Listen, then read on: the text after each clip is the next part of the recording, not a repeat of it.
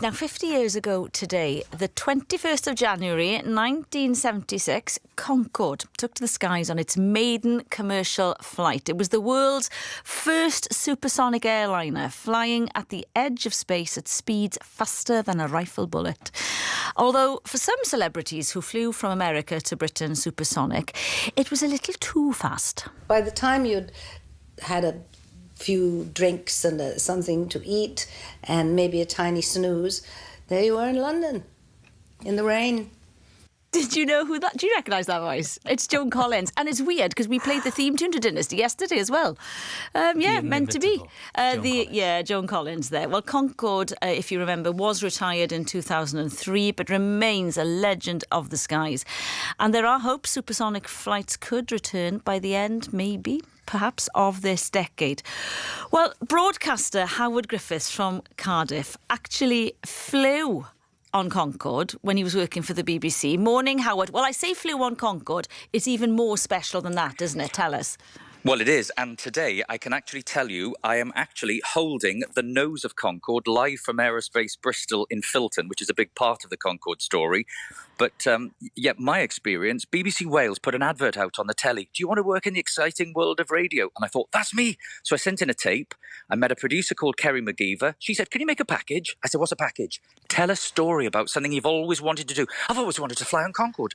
I rung British Airways press office, Heathrow. Within 2 weeks, I was on Concorde. But the special aspect, I asked if I could fly to New York in the cockpit at the edge of space. And I did. I mean, that is a phenomenal story and a lesson for us all, actually. Don't ask, don't get, doesn't it, Howard?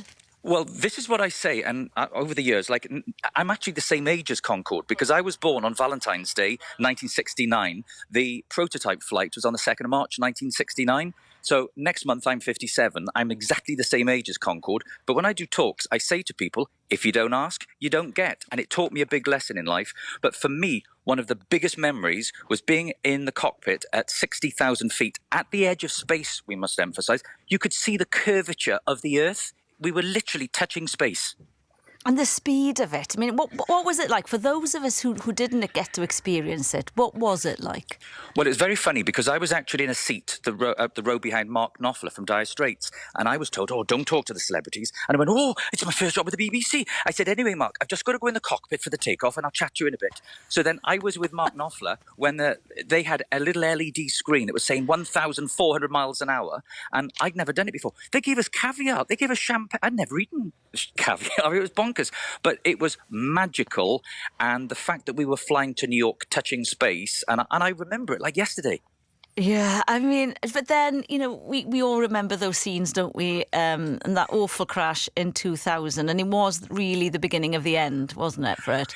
Well, it was the whole lifespan. The commercial. So today we're celebrating the 50th anniversary of the first commercial flight, 21st of January 1976. But Concorde only ran commercially for 27 years.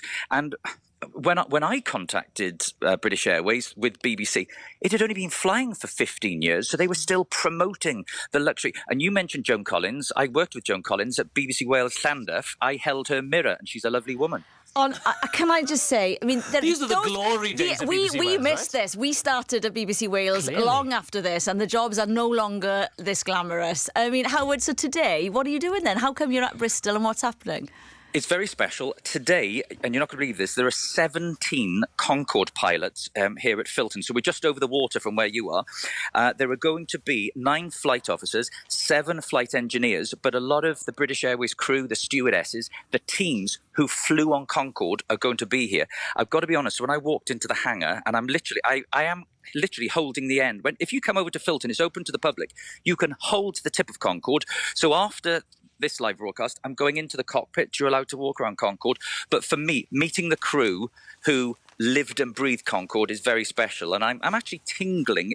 I'm just so... And I also want to say a massive thank you to the BBC and to British Airways.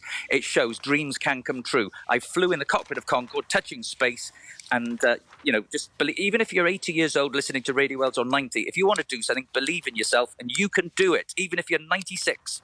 There was no one better for that job, was there? And it would never have happened were it not for your ingenuity, your zest for life. Howard Griffiths, you do not change at all, and I hope you never do.